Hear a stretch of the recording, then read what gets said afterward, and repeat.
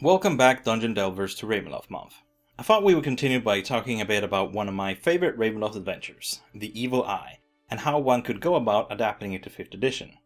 And I've already got some hands-on experience with doing that, as I used the Evil Eye as the starting point for my 5th edition Ravenloft campaign that I ran last year. Now, the adventure takes place in the domain of Invidia, in the southern core continent. Although, like most Ravenloft adventures, there is the assumption that the players are somewhere else entirely before being transported through the mists into Ravenloft. Unlike many other Ravenloft adventures, however, the act of the mists descending upon the group is an actual element to the plot, and not just a convenient way of forcing your players into the adventure. I'm just going to give a brief summary of the adventure and some of my thoughts on it, as I assume you will have access to the adventure. I'll add a link in the description below to where you can buy the PDF. But in case you don't already have it and you aren't sure if it's worth it, here's what happens. The players start out in a small town somewhere where they meet a Vistani smith named Raoul, who has recently lost his wife. The unfortunate smith is being played by the ghost of his wife, who, in her deranged undead state, is slowly sucking the life out of her newborn son. As the players come to the aid of Raoul and attempt to destroy the ghost, they are cursed and flung into Ravenloft, unable to return home until they find a way to lay the ghost to rest and break the curse on them. The ghost will continue to haunt the party, and the curse will be a constant thorn in their side, and it will be one of the major plotlines of the adventure. Once in the Domains of Dread, the party finds themselves marooned on a small island in the middle of a river. They then meet a riverboat captain who is secretly a werewolf, and if he doesn't murder them all, they are taken to the nearby city of Karina, where a large harvest festival is being celebrated. Once in Karina, they get to enjoy the festival and run into the second major plotline. Not long ago, the Dark Lord of this domain, Gabriel Adair, fell under the sway of an incubus and gave birth to a son named Malocchio. Malocchio is the Dukar, basically the Vistani Antichrist, fated to one day destroy his people.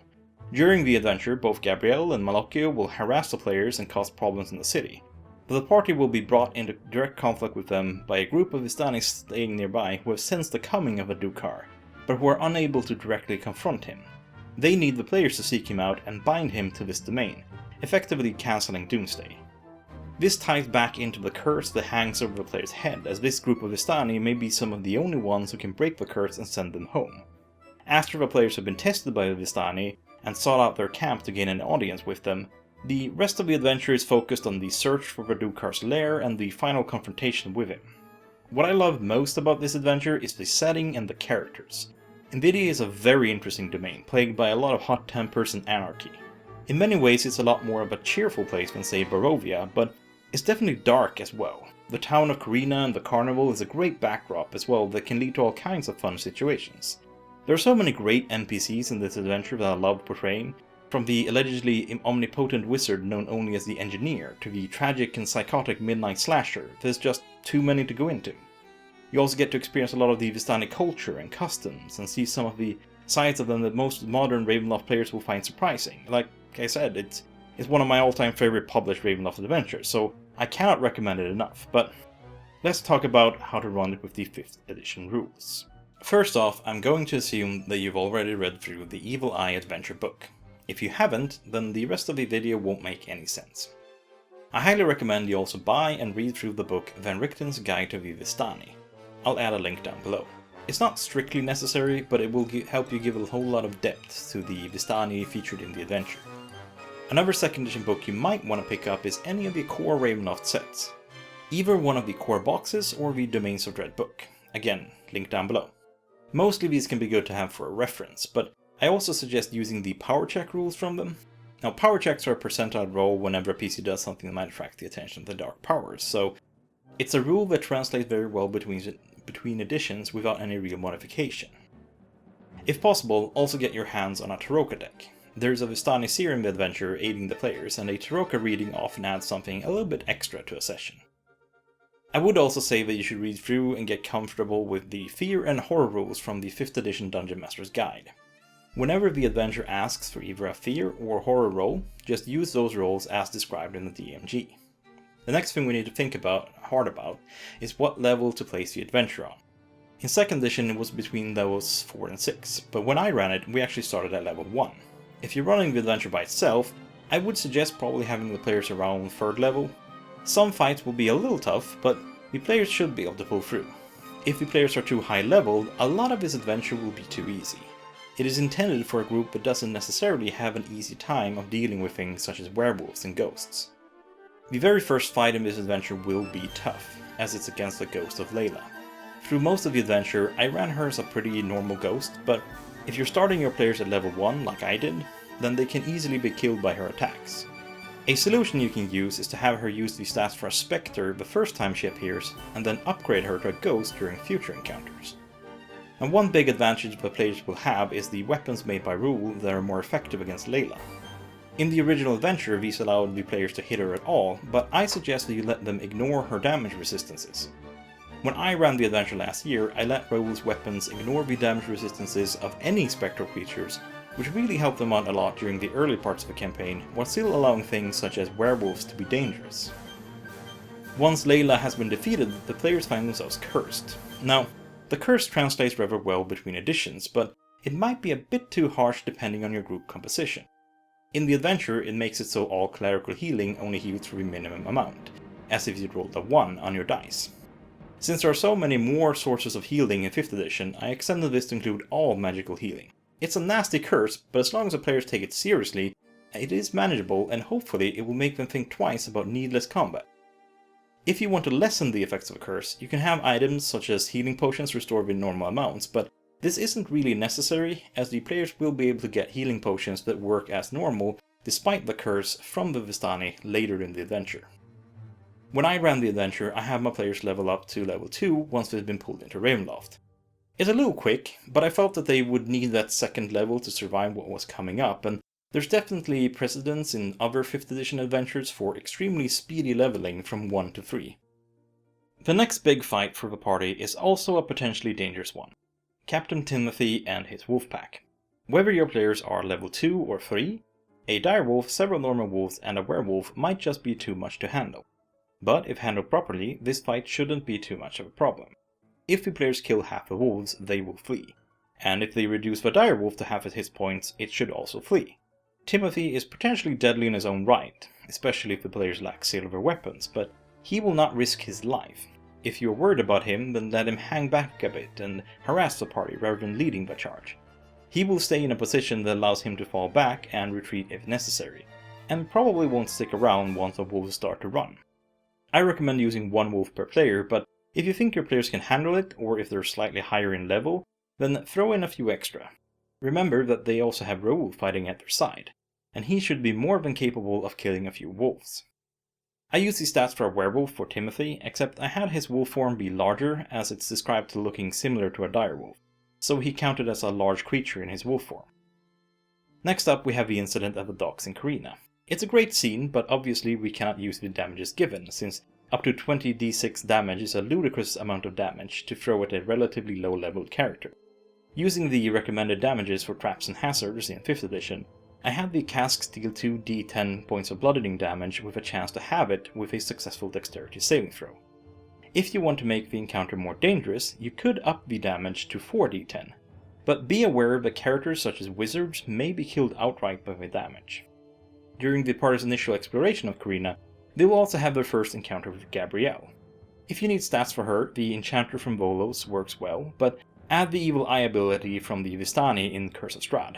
She should also be able to cast any enchantment spell without using spell components, and you should probably increase her Charisma and Wisdom to 16 each, and replace some of her spells such as Fireball and Magic Missiles. She has a spell list given in the adventure, and although some of those spells no longer exist, most of them are still around in one way or another. More than likely her actual stats will not come into play at this point, and the next time the players meet her, she will be in no state to use her magic.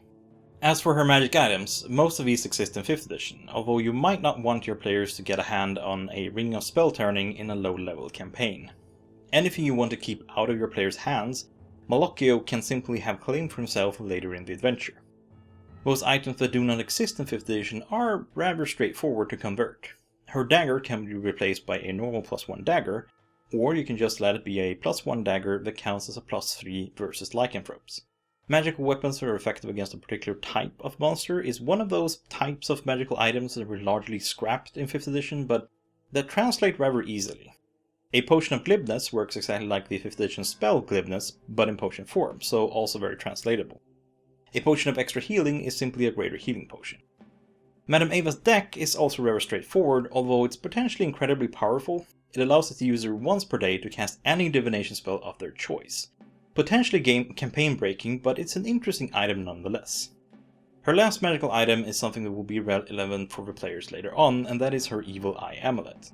Later on, each player will be gifted one of these. I have these require attunement and give the user advantage on any saving throw against Evil Eye abilities.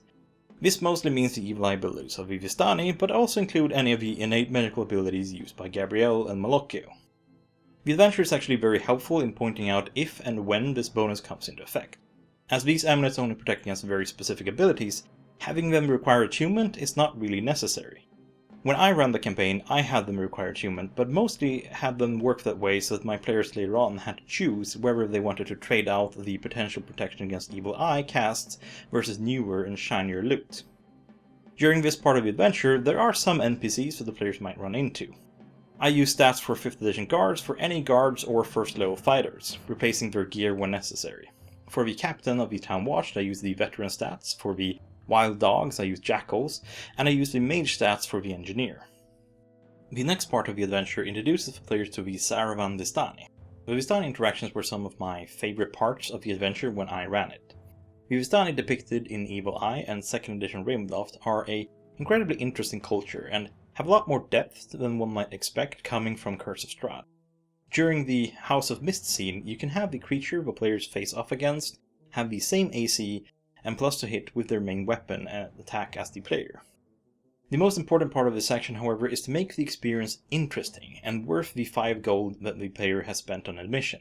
Play up the fight as much as possible and try your best to make it feel epic. This is also a great place to throw in some foreshadowing or to play off your characters' backstories.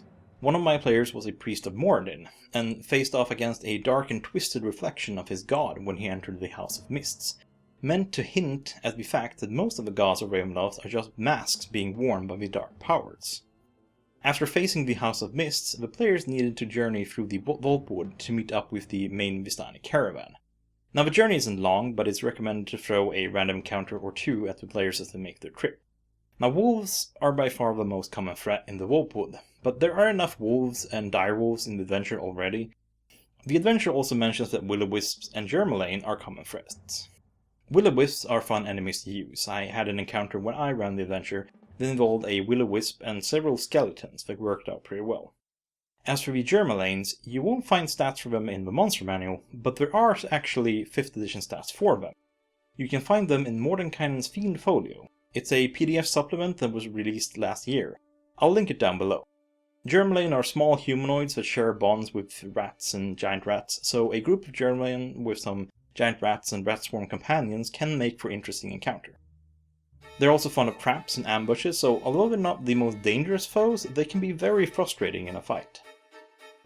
Once the group reaches the Vistani camp, there are some great opportunities for roleplay and some performance checks. You can run things pretty much as written. As discussed earlier, the amulets the players are given should just give the players advantage on Evil Eye saving throws to make things easy. As for the Herbal healing potions, I found them to be a little too harsh if translated directly. Losing out on healing completely when drinking a potion during a critical scene can be lethal, especially since normal healing is so nerfed. Instead, I had my players roll an easy con save each time they took one, and if they failed, they were poisoned for a minute, but still healed. After the Vistani meeting, one way or another, the players will probably get involved in the dogfight heist. I wanted to have Tabor be a recurring villain for my group, so I gave him the stats of an assassin, and I had him escape later in the adventure when things went south. But the Master Thief from Volos is probably a better fit. I also use the stats for Fugs for his goons, but if you want to make the part easier, then consider instead using the Bandit Captain stats for Tabor and Bandit stats for his gang. As for the items he provides the players with, I simply have the skeleton key open the chest they were after and disable the trap on it, while the fly powder worked as a pass without trace spell. Hopefully your players don't get into too many fights, but if they do, you can use the stats for guards, for soldiers and mastiffs, for the warhounds. If your players get into a fight with the werewolves, there's no way they're gonna walk away from that, but that is okay, as being captured is just as viable in the end. The dogfights are an excellent opportunity to do some foreshadowing and to allow your players to interact socially with some of your campaign villains. Short of the main lords, any evil NPC might show up at the fights. In my game, for example, I had Jacqueline Montari from the 2nd edition Ravenloft Monster Companion make an appearance at the fights. In the end, she only served a minor role in my campaign, but she was intended to have a bigger role later on. After the dogfights, the players will be ready for the climax of the adventure. A lot of it can be run as written, although the exact number of some of the monsters might have to be adjusted, depending on how combat focused your player party is. There are stats for most of the creatures during the final battle, such as direwolves, guards, and poisonous snakes, except for giant ravens. I made my own stats for them and I will post them to my blog, but you can always just make it easy for yourself and use these stats for a giant vulture. For Matten, we can use these stats for a werewolf. He is a wolf wearer, but it's close enough for the purpose of the adventure. We can give the Midnight Slasher the stats of a spy with a cloak and boots of elven kind and armed with a dagger. If you want her to be more formidable, she could always be made into an assassin, but originally she's only meant to be a 5th level rogue. As for Malokil, the Dukar himself, well, I would say use the enchanter stats from Volos, but without the normal spells. Instead, give him the ability to cast Charm Person, Charm Monster, Suggestion, Teleport and Hypnotic Pattern at will through his evil eye. I would also make him immune to non-magical damage and resistant to fire, cold and poison. Ultimately, the group should not defeat him through combat, but by binding his powers, so he should be able to shrug off pretty much anything a low-level party throw at him. I simply had him teleport away shortly after the players had used the Sphere of Binding, as I saw no need for them to have to punch him down to 10 HP. The battle against the direwolves will be more than enough action for most groups. As for the sphere itself, it really only requires an action to use, and then that's that. After defeating the Dukar, there's not much else left but to wrap everything up and decide whether the Vistani are capable of taking the players home, or if they need to find a different path back to their world. Pretty much everything else in the adventure can be run as written. And as always, thank you for watching my video. I know this kind of video is not for everyone, so I am grateful if you watched it to the end, and if you enjoyed my advice for adapting Evil Eye to the 5th edition, then please like this video and don't forget to press the bell icon if you subscribe so you don't miss out on future content. If you want to support the channel, then please share this video on social media or with friends, it really helps a lot. And you can also follow me on Tumblr or Twitter or check out my DM's guild page. Links to all of those below. Until next time, Dungeon Delvers.